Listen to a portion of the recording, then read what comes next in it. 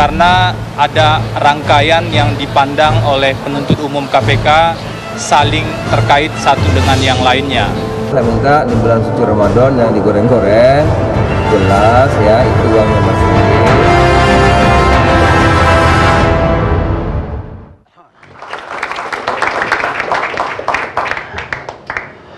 Pemirsa, kita masih bersama Indonesia Lawyers Club. Sekarang saya mau... Saya boleh sedikit aja Bang lagi Bang, dikit aja. Beberapa menit aja untuk menutup ini. Jangan marah lagi. Enggak marah Bang. Saya enggak marah Bang.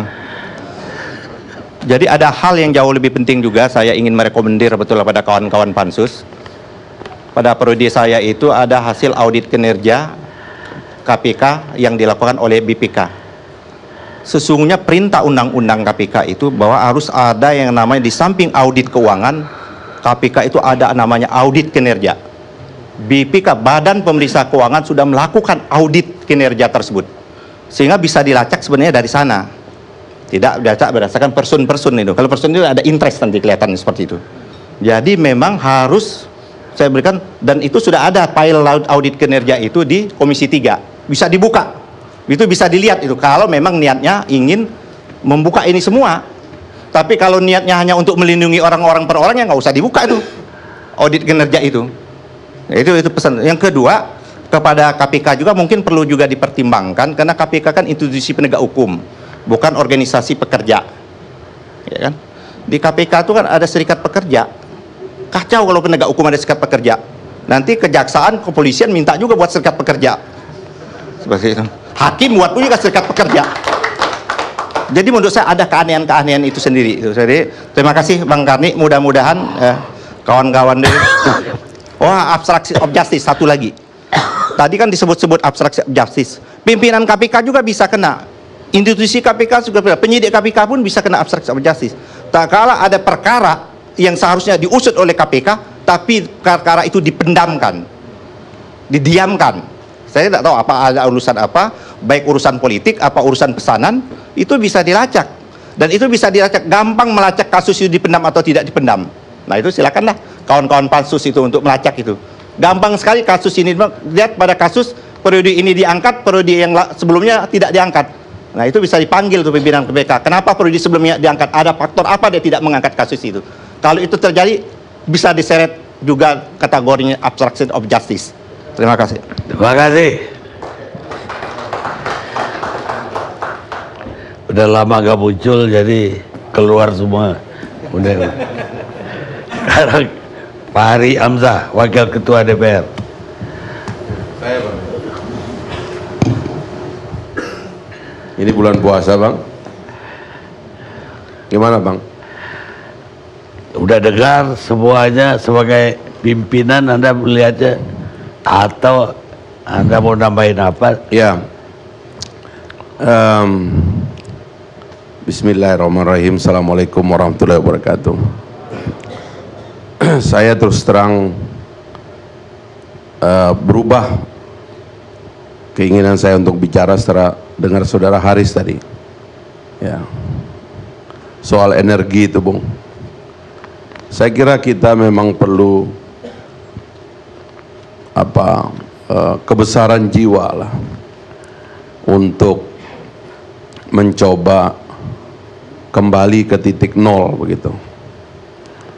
Karena kita ini berada di bulan puasa, kita mungkin perlu melakukan semacam detoksifikasi terhadap kehidupan publik kita yang menurut saya terlalu banyak horor-horor, desas-desus, fitnah, hoax dan lain-lain. Karena memang ini menyita energi kita secara nasional, sementara masalahnya itu tidak nampak selesai. Masalahnya itu nampak ada terus, dan sepertinya tidak ada cahaya di ujung tunnel, di ujung lorong-lorong kehidupan kita. Nah, karena itu mungkin apa yang kemarin sudah diputuskan oleh DPR bisa menjadi medium bagi semacam detoksifikasi, ya. Karena itu saya mengusulkan para senior, bisa nggak kita mulai menghadirkan satu percakapan yang lebih rasional, yang lebih nalar, yang lebih dingin, kemarahan kita dikurangi begitu, ya. Karena kemarahan itu memang berita baik, ya. Bad news is good news. Tetapi mungkin kali ini kita perlu hadir dengan pikiran yang lebih mendalam, ya. Dan saya mengusulkan, karena tidak ada forum yang lebih representatif untuk itu, yaitu hadirlah semua di pansus angket itu, ya. Pak Agun adalah politisi senior, ya. Beliau ini orang yang sudah sangat senior dalam politik, dengan track record dan reputasi yang tidak gampang membangunnya, ya. Karena menjadi politisi juga tidak gampang. Dan beliau juga ikut membuat undang-undang KPK. Maka perdebatan tentang ini kalau difasilitasi oleh Pak Agun, saya kira itu akan menjadi sesuatu yang sangat positif dan produktif.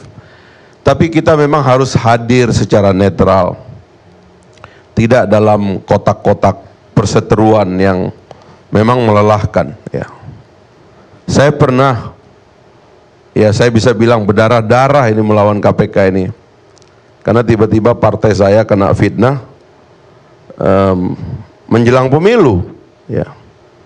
Dan saya dihadirkan oleh Bang Karni di ruangan ini beserta artis-artis cantik berkali-kali itu, Bang. Yang ILC aja saya hitung ada 4-5 kali, belum yang kabar sore, kabar petang, kabar malam, itu sudah kayak minum obat itu.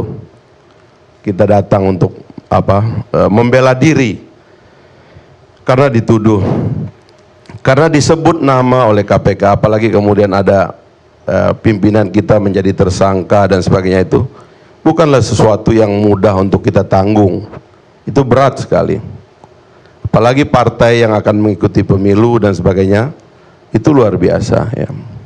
Dan seperti tadi yang dikatakan oleh Bung Yani, ya itulah yang saya bela, ya. Saya tidak percaya dengan prosesnya, dan saya menemukan, ya, misalnya penggunaan alat sadap itu bisa digunakan untuk hanya menguntungkan KPK dan merugikan orang lain. KPK mengungkapkan di ruang sidang sadapan yang menguntungkan KPK dan mengatakan tidak ada sadapan yang merugikan KPK. Itu bisa dilakukan karena KPK tidak menggunakan undang-undang, tidak ada pertanggungjawaban publik di dalam penyadapan. Tapi kan terus membela diri, kami punya komite dan sebagainya, ya. Tetap susah itu karena mekanismenya sangat internal. Nah, jadi mungkin kalau kita ungkap ada banyak sekali persoalan dalam 15 tahun ini yang harus membuat kita coba agak sedikit tenang gitu. Dan tidak boleh sepihak, ya. Karena sekarang publik mulai berbalik. Kalau KPK meng-OTT orang, apa betul KPK tidak bisa di-OTT? Ya tidak bisa, karena kewenangan OTT itu kalau dilihat dari sisi kemampuan menyadap dan sebagainya cuma dimiliki oleh KPK. Tapi apa betul di Republik Indonesia ini dari semua lembaga sudah kena suap menyuap? MK, MA, KY, DPR, DPD, BPK, Bakamla, polisi, jaksa, kepala daerah dan seterusnya, itu dari semua yang kena OTT dan ada suap menyuap, hanya ada KPK yang tidak ada suap menyuap di dalamnya. Apa boleh kita berpikir begitu, ya? Apa kita tidak mengalami kegagalan logika begitu, ya?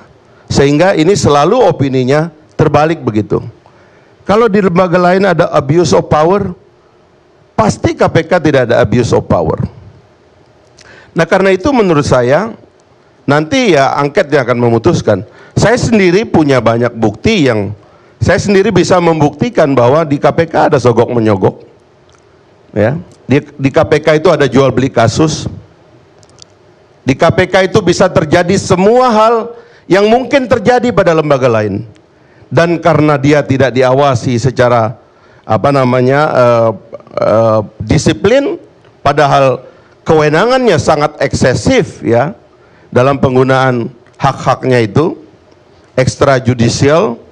Dia punya kewenangan eksekutif, dia punya kewenangan dalam bidang yudikatif, bahkan dia juga punya kewenangan dalam bidang legislatif. Karena MK, ini ada Profesor Mahfud MD, memutuskan tidak boleh menyadap itu, prosedurnya tidak diatur melalui undang-undang. Judicial Review Undang-Undang IT pasal 31 ayat 4. Tetapi KPK sampai hari ini menyadap dengan SOP yang sama sekali kita tidak tahu. Tidak ada satupun orang di ruangan ini yang tahu, bahkan mungkin Saudara Febri juga tidak tahu. Makanya saya tadi, Bung Haris, saya juga memang simpati kepada Bung Febri ini, ya. Karena kan kemampuan dia kan di atas rata-rata dalam berbicara ya, dan menjelaskan kebaikan-kebaikan lembaganya. Saya khawatir lembaganya nggak sebaik itu. Iya. Saya agak khawatir. Penyidik-penyidik yang brengsek itu banyak juga, ya. Yang suka-suka gitu, petantang-petenteng itu nggak sedikit. Saya menggugat ketua KPK yang sekarang, Saudara Agus Raharjo, harusnya dia mundur karena dalam kasus IKTP dia terlibat. Dia ketua LPPK kok, gimana? Dan Gamawan mengatakan dia datang dengan konsorsium kok. Tapi itu kan nggak diselidiki. Jadi di KPK itu ya versi belokannya dia aja tuh yang benar. Dan inilah yang di-proof terus dengan penyadapan, ya kan, dengan pembocoran dokumen-dokumen. Ini semua berada dalam satu alur, Pak. Kita nggak bisa melacak alur lain. Tapi begitu kita boleh memeriksa kenapa alurnya belok ke sana, kenapa tidak belok ke sini, baru kita akan tahu. Karena itu saya meyakini ada banyak masalah setelah 15 tahun undang-undang ini tidak pernah kita punya kesempatan untuk melakukan pemeriksaan secara baik, maka akan banyak masalah. Tapi kita tidak akan menghukum KPK dalam hal ini, ya. Kita nggak akan menghukum KPK. Yang akan kita hukum adalah orang-orang yang menggunakan institusi itu untuk melakukan kejahatan. Tadi disebut Senturi, 6,7 triliun. Saya ini anggota Pansus Angket Senturi, nongkrongin audit BPK sama Pak Yani ini, sampai Timuas. Saya tahu itu bagaimana cara orang-orang jagoan-jagoan pencuri uang Senturi itu mengamankan diri, saya tahu lah, ya. Sehingga kemudian yang kena orang yang sebenarnya nggak ada urusannya. Tadi kita terima laporan BPK, audit terhadap Pelindo, audit tahap 1. Kerugian yang sudah terbukti 4,08 triliun. Tapi kasusnya juga mandek.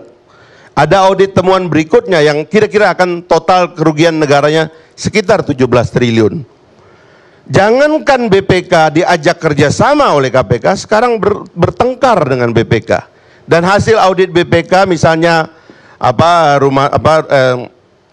Simpang Susun Semanggi, reklamasi, sumber waras, tanah Cengkareng dan sebagainya malah dinegasi. Ya, tidak harus mengikuti temuan BPK.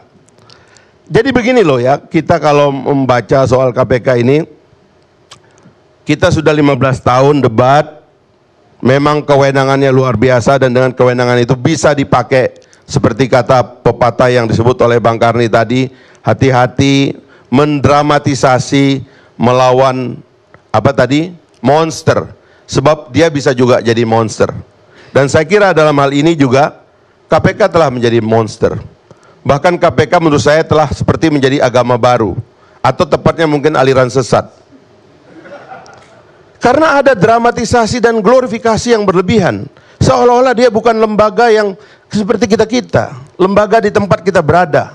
Memang ada kelebihannya karena gajinya lebih tinggi dan biaya operasionalnya unlimited dan sebagainya, itu memang kelebihan-kelebihannya.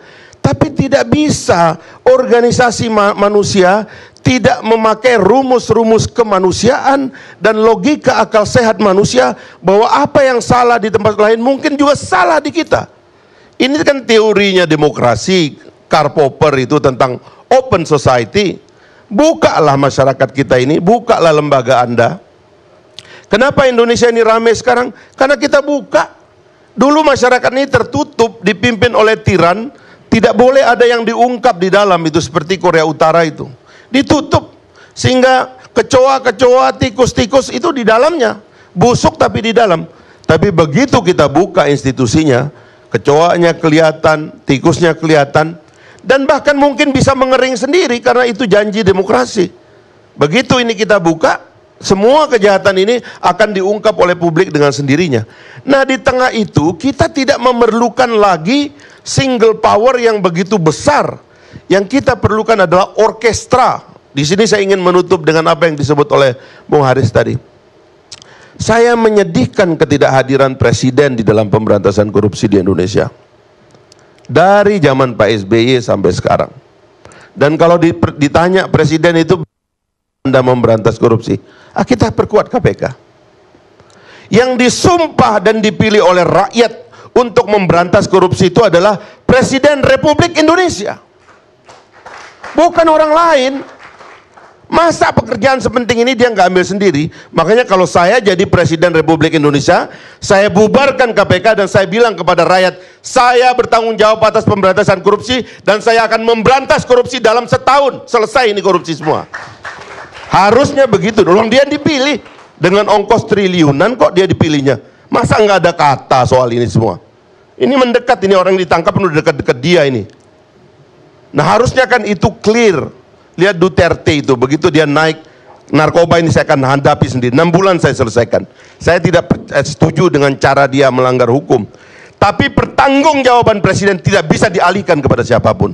Karena dia kepala negara dan kepala pemerintahan. Terima kasih. Puasa. Mulainya dengan puasa. Yang keluar tuh emosi. Itu Yadi tadi udah marah. Sekarang Anda jauh lebih marah lagi. Pertanyaan saya, kenapa aja PKS yang tidak mengirim utusan ke Pansus, sementara Anda menggebu-gebu? Ya, inilah masalahnya. Kalau Anda kan bisa seiring bertukar jalan dengan PKS itu gimana ceritanya? Ya, ini PKS ini kan banyak orang yang belum sadar juga, ya, bahwa situasi sudah berubah, ya kan, keadaan sudah berubah.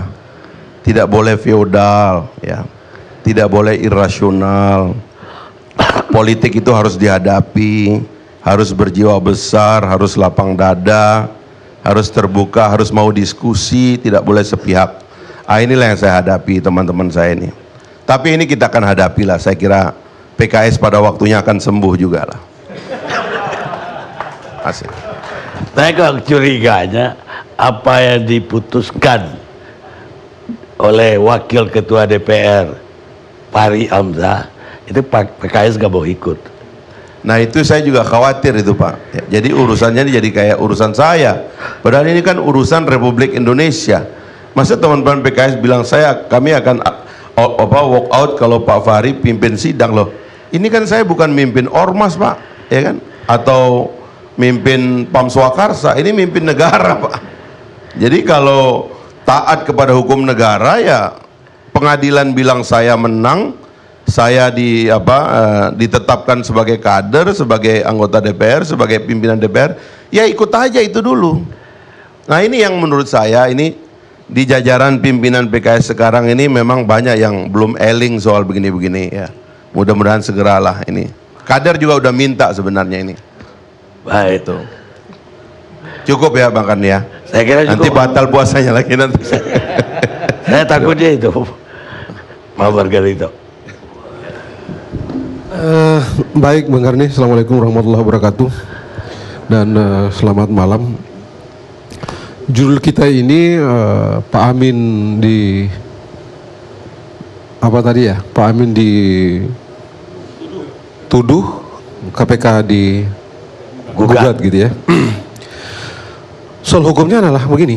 Kalau tadi didengar semua keterangan tadi ya, khususnya Pak Amin ini, kan ini kasus diawali dari kepolisian, penyidikan awalnya akan di kepolisian, lalu terkatung-katung di sana, lalu diambil alih atau setelah dikoordinasikan dengan KPK, lalu diambil alih dan disidik lebih lanjut oleh KPK. Soalnya adalah, kok baru sekarang nama Pak Amin itu ditemukan? Rekening koran baru ditemukan dalam persidangan. Sidik sudah berapa lama? Lidik berapa lama? Sidik berapa lama? Loh kok nggak ditemukan? Itu juga mengganggu akal sehat orang yang belajar hukum. Apa yang disidik? Apa yang diperiksa? Rekening koran ada, loh kok nggak ketemu? Tiba-tiba seperti tadi semua orang bicara, Pak Amin dengan gayanya yang khas, dengan konsistensinya yang hebat itu dalam panggung politik nasional ini, lalu di ujung muncul seperti itu. Oke, waktu penyidikan itu belum boleh diumumkan nama-nama orang. Loh, tapi kan ternyata kalau kita dengar secara keseluruhan dari yang tadi dibilang rangkaian fakta dan peristiwa dan segala macam, tak terlihat kan. Mestinya boleh saja tidak diumumkan betul, tapi kan terlihat dalam berita acara pemeriksaan dari seluruh saksi-saksi itu. Barang bukti yang diambil Pak Karni kan ngerti. Barang bukti yang diambil itu termasuk rekening koran. Loh kok baru disita di tingkat penuntutan? Tidak kan? Pasti udah disita pada waktu penyidikan. Loh kok nggak terlihat? Karena itu beralasan cukup secara hukum dan atau sekurang-kurangnya bagi mereka-mereka ini untuk mencurigai memang ada soal. Tidak mungkin tidak mengatakan bahwa ini tidak ada soal. Si penyelidikan begitu lama, penyidikan begitu lama, loh kok ada puluhan saksi yang diperiksa, kok tidak ketemu fakta ini? Ada rekening koran yang sudah dibilang, loh kok tidak ketemu? Tiba-tiba ketemu dia di sana. Kalau tadi menurut keterangannya beliau, satu orang katanya testimonium di audio itu ngaco juga nih kalau begini. Pada titik itu kita mesti jujur dan rasional bahwa ada soal dalam penyidikan di KPK ini. Tidak mungkin kita menghindari penilaian seperti itu. Mau ditekan kayak apapun nggak bisa. Akal sehat kita sedang berjalan. Terlalu banyak orang yang belajar hukum dan ngerti soal-soal yang kayak begini. Dan yang menentukan kemana pertanyaan itu, macam apa pertanyaan itu, sedalam apa pertanyaan itu kan bukan Febri, penyidik. Bisa jadi bukan komisioner, penyidik.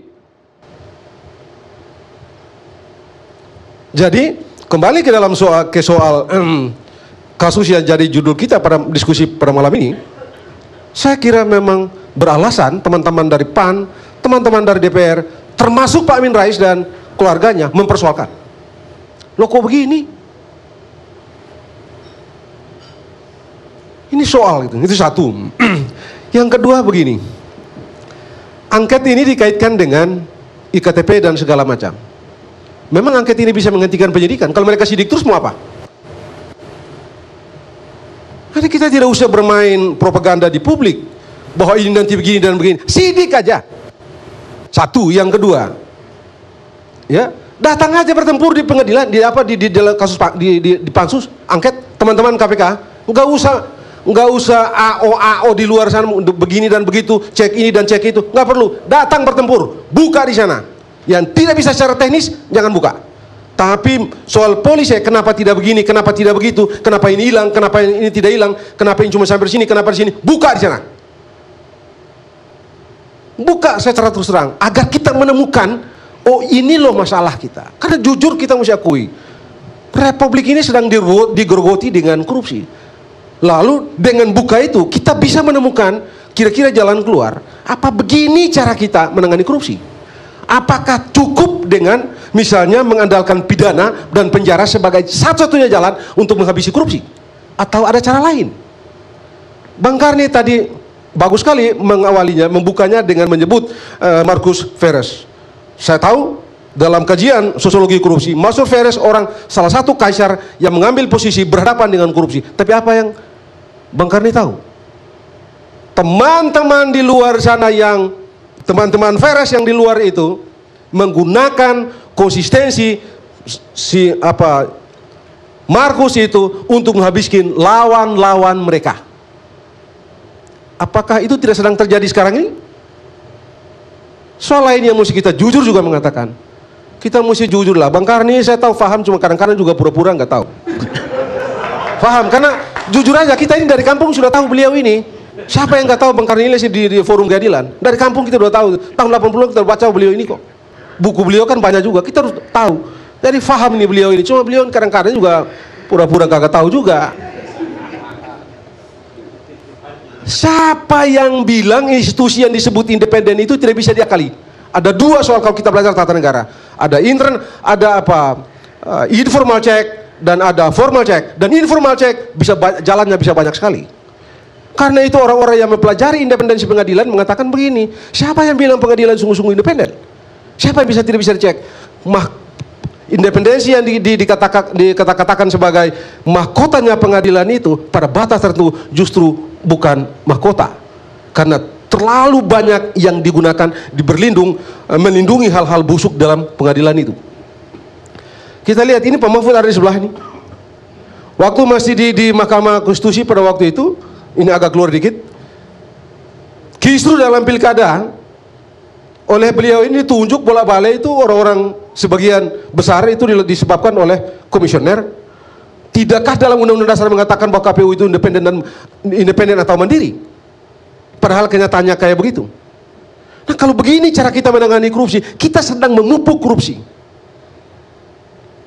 Jadi kita memang mesti tidak bisa tidak juga kita mengkritik KPK, dan saya tahu saya cukup sering mengkritik KPK.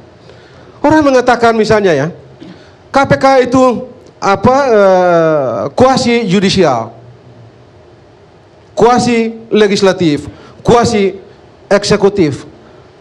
Bang, kalau kita cek ini teori-teori dari Amerika, Bang, menunjuk kepada Interstate Commerce Commission yang dibikin pada tahun 1887 untuk pertama kalinya di dunia. Dan Interstate Commerce Commission itu dibikin atas doktrin John Marshall. Bang Karni tahu orang yang pertama kali meletakkan dasar-dasar judicial review di dalam panggung tata negara Amerika Serikat. Jadi ada doktrinnya. Di kita ini doktrin apa? Ini soal nilai kita bernegara. Kita gunakan Undang-Undang Dasar sebagai basis. Lalu kita tunjukkan pada saya Undang-Undang Dasar mana yang berlaku di Republik ini dipakai sebagai dasar menentukan KPK ini, eksistensi ketatanegaraan KPK ini. Lain soalnya misalnya sekarang kalau katakanlah Mahkamah Konstitusi Undang-Undang Dasar tidak secara eksplisit mengatur itu, tapi kalau itu ditafsir oleh Mahkamah Konstitusi dan dinyatakan dalam putusannya, yes, kita mesti pakai itu sebagai dasar. Tapi ini tidak. Terakhir soal KPK ini, saya minta datanglah. Bang Karni masih ingat waktu Pak Yusril mau disidik oleh Jaksa Agung beberapa waktu yang lalu, hebohnya minta ampun. Saya dan Pak Yusril, kami sering berdiskusi dan kami menemukan bahwa ada ilegalitas eksistensi Jaksa Agung. Tapi kita nggak ribut aja begitu, karena ribut saja itu pasti. Kan kita belajar juga siapa ini Joseph Goebbels. Bang Karni juga tahu siapa ini Walter Lippmann yang jago bikin opini publik, yang kelak dipakai oleh Joseph Goebbels sebagai otak propaganda di Perang Dunia Kedua. Kita tidak bertempur di luar sana. Kita bertempur di pengadilan. Pergi ke Mahkamah Konstitusi, Pak Mahfud putus, tidak sah, selesai. Jadi kembali ke kasus ini, datanglah ke angket, bertempur di sana. Supaya kita bernegara secara beradab. Kita bernegara dengan cara bermartabat. Kita buka di sana semua. Sebab jangan salah, ini memang cuma orang KPK saja yang tahu neraka. Kita ini tidak. Ini orang-orang yang sholat ini, yang Kristen, yang perajin ke gereja ini nggak tahu ada neraka. Yang cuma tahu baik dan buruk ini cuma orang-orang di KPK aja, atau anak-anak itu yang bilang-bilang anti korupsi itu aja yang mereka tahu neraka. Kita ini tidak, bandit semua. Semua yang ada di luar sana yang ingin menarik garis lurus agar kita tegak dalam bernegara ini, semua ini bandit, tidak kenal surga dan neraka, cuma mereka ini. Karena itu menurut saya, agar kita sehat bernegara, mari saya minta dengan hormat kepada teman-teman di KPK, datanglah ke DPR, bertempur di dalam sana. Dan jangan libatkan presiden. Kalau libatkan presiden, ini bisa jadi malapetaka. Karena kalau libatkan DPR, bukan tidak mungkin ini jadi obstruction of justice. Apalagi kalau misalnya mereka menghentikan penyidikan yang dilakukan oleh boleh angket KPK. Bang Karni tahu kan terakhir apa yang terjadi di Senat Amerika Serikat, seorang direktur FBI yang konon kabarnya disuruh menghentikan penyelidikan kemungkinan ada relasi antara Trump dengan Putin itu sedang disidik oleh Senat kan. Jangan sampai Presiden mengalami jalan ini. Karena itu saya minta Presiden jangan campur sembarangan urusan ini. Ini urusan legislatif, jangan campur. Baik.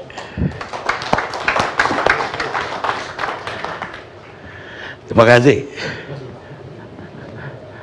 Bahkan mereka yang paling anti korupsi pun akan sama dengan koruptor bila mereka tidak mau menerima kritik dan merasa paling benar.